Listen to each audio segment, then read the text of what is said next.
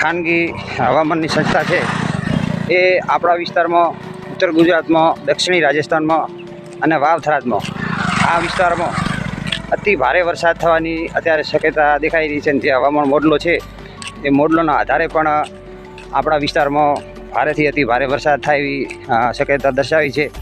બાકી કોઈ પેટર્નમાં ફેરફાર થાય તો અલગ છે. બાકી જેટલા હવામાનના મોડલ છે તે આપણા બનાસકાંઠા, દક્ષિણી રાજસ્થાનમાં ભારેથી અતિ ભારે વરસાદ 25, 26 અને 27 આ 3 દિવસમાં હાલ ભારે વરસાદ થાય એવી શક્યતા દેખાઈ રહી છે. જે ખેડૂત ભાઈઓને પિયતની જરૂર હોય એ પોતાની રીતે હળવું પિયત આપી શકે છે. જો પાક મુરઝાવા માંડ્યો હોય તો એને હળવું પિયત આપો એટલે 2 દિવસ પછી તો સારો વરસાદ થવાનો છે. જે આ ગરમીના લીધે થોડો પાક મુરઝાઈ રહ્યો છે અને હળવું પિયત આપશો તો આપણે પાકને કોઈ લોબી નહીં થાય. પણ બહુ ભારે પિયત આપવાની જરૂર નથી.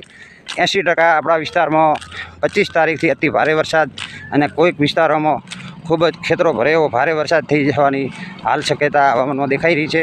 બસ એ જ ખેડૂત ભાઈઓ, જય હિન્દ, જય જવાન, જય કિસાન.